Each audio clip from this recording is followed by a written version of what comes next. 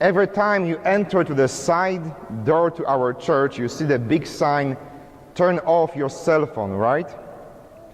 Well, today I will ask you to please turn them on. If you have a cell phone, please put it in your hand and turn it on.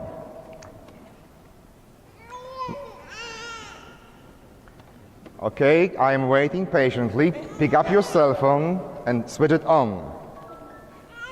Very good.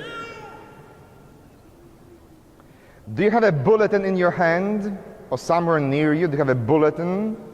In the bulletin there is my name and my number on the right side of the front page. And the number is 314-278-8887. And it will go straight to my iPad.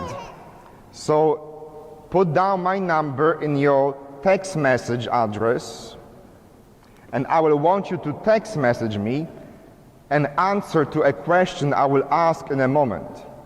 So just get ready your cell phone, put down my number, it is right here. I don't know how to put it on my cell phone. Okay, we need a teenager to sit by him. Okay, so if you are ready, I will ask the question. What would you do if somebody gave you $1 million today in cash, no taxes to pay whatsoever? There is one string attached. You cannot use it for yourself. What would you do with $1 million any way you want? Just one string attached, one condition: you may not use it for yourself. Think about it for a moment, send me your answer. At the end of the Mass, I'll pick the 5 best ones and share with you from my iPad, okay? So think about what would you do with $1 million, but you cannot spend it on your own. You cannot spend it for yourself. Well, you should for your wife, of course. You are glad she is not here, because you should not be asking such a question, Philip. Okay, $1 million in cash. You can do anything you want with it, but spend it on yourself. We live in financially challenging times. It is more and more difficult to make your ends meet. I hear many stories every week when people tell me, "Father, what I get as my paycheck at the beginning of the month, it doesn't last until 28th or 29th. I ran out of money before my next paycheck arrives." Many of us live with a fear what will happen to us in the future. Perhaps you were fired from your last position and you had to take less paying job. Perhaps you had to downgrade from a big house to a small apartment. Perhaps your spouse is on unemployment right now. Perhaps you fear every morning if there will be something to put on the table that same evening. These are not easy days to provide for yourself, and even more so, these are not easy days to provide for your family. These are very challenging, financially wise times. And yet, if you are honest with yourself, times have always been challenging. Each generation had to face difficult days in their times. When we think of our parents and grandparents, the greatest generation ever of World War II soldiers, or people before them, the Great Recession times. These were not easy times, neither. But think about times 2,000 years ago in Palestine. There was no social security, there was no unemployment benefits.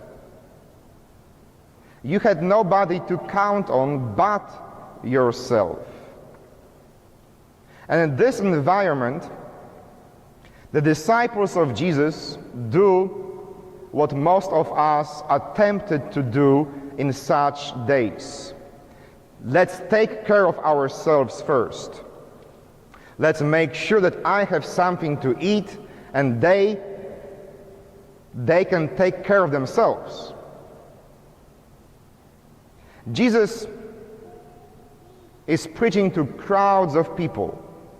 The evangelist says 5,000 of them, not counting men and women, so we may presume at least 10,000, right? And yet, when the evening comes and disciples get hungry, they say, Jesus, let's dismiss the crowds because it's late and we don't have enough food to feed all of them. A very typical temptation. Get rid of them because we can't afford feeding them. And then they are challenged by Jesus. He says, oh, no, not so easy. You give them something to eat yourselves. You give them something to eat, you yourselves. But they say, what do you mean we? We only have 5 loaves of bread and 2 fish. It barely will feed the 12 of us. You know Matthew, he always eats for 5. And Jesus says, okay, let's start with what we have. Let's take those 5 loaves of bread. Let's take these 2 fish and just make a leap of faith. Let's start somewhere. If we don't feed 5,000, at least we will feed 50 people. Maybe we will not succeed in feeding everyone, but we will succeed at feeding someone. And such way the miracle begins. The bread is prayed over and shared over and over and over again. And they don't realize what is happening because they keep passing the bread along. And everybody eats, even Matthew. Everybody has a piece of fish. Everybody has a handful of bread. The evangelist will say, they were all satisfied. It's not appetizer or those samples when you go to an expensive restaurant. They give you a tiny little appetizer. It barely touches your tongue and vanishes. It's like all-you-can-eat buffet. They were all satisfied. And you know what happens afterwards? They gather the leftovers, or they say to the waiter, can I have a box to go, please? And they get 12 boxes to go. It makes no sense, does it? They start with 5 loaves of bread with 2 fish. So they should end up with nothing. But they end up with 12 baskets to go. They have plenty of food for tomorrow lunch, perhaps even dinner. How did it happen, think the disciples? How is it possible that so little used to feed so many and still we have food for tomorrow's lunch? Impossible, and yet it happened. You see, the disciples wanted to preserve the little that they had for themselves, especially for Matthew. But Jesus challenges them to look beyond your own needs, to realize that as a Christian, you are called to feed others, not only yourself. Jesus challenges them to have generous heart. And a miracle takes place. Instead of coming short, there is abundance of food left over. You know, what would happen if you put every single penny you have in a sack and hid it under your pillow? Even if you save $1,000 every month, right?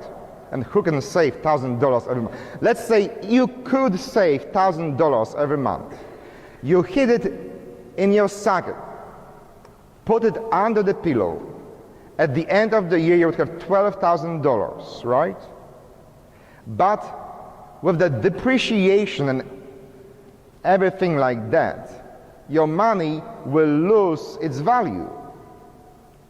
Now, if you invest it, at least in a good CD or perhaps stock market, you have a chance to multiply it.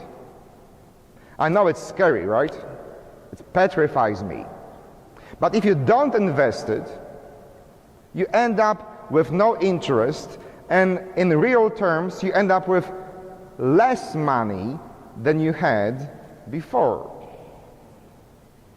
Unless you are willing to take a risk and make a leap of faith, you end up with less than you began with.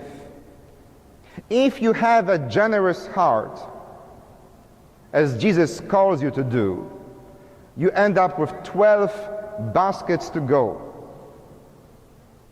Our human reaction to every time there is a crisis is, let's protect myself.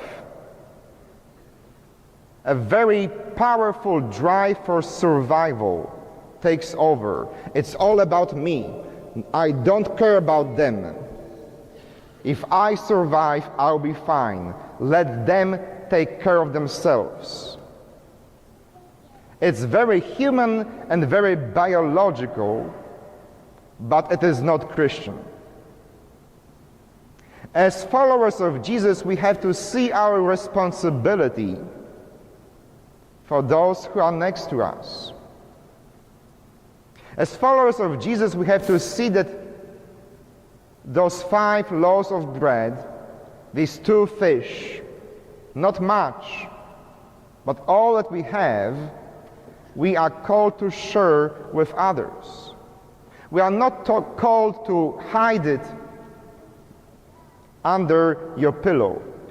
We are called to invest it in others, in those who are younger, in those who are poorer, in those who are knocking on our doors. Remember, not such a long time ago, there are many country clubs that would not take Jews and Catholics as members. Many of those rich, fancy country clubs, not to mention African Americans, but they wouldn't take us, Catholics, as members. They wouldn't take Jews and let them play golf. What were they thinking? They wouldn't take anyone who was not like them. And unfortunately, the temptation nowadays is to imitate this old way country club mentality in our lives. It's all about people like me. It's all about me. Let them feed themselves. It's safer. It makes you feel protected, but it shouldn't make you feel Christian. If you want to get a return on your faith, if you want to get a return on your investment, if you want to get a return on your baptism, you've got to invest your faith in others.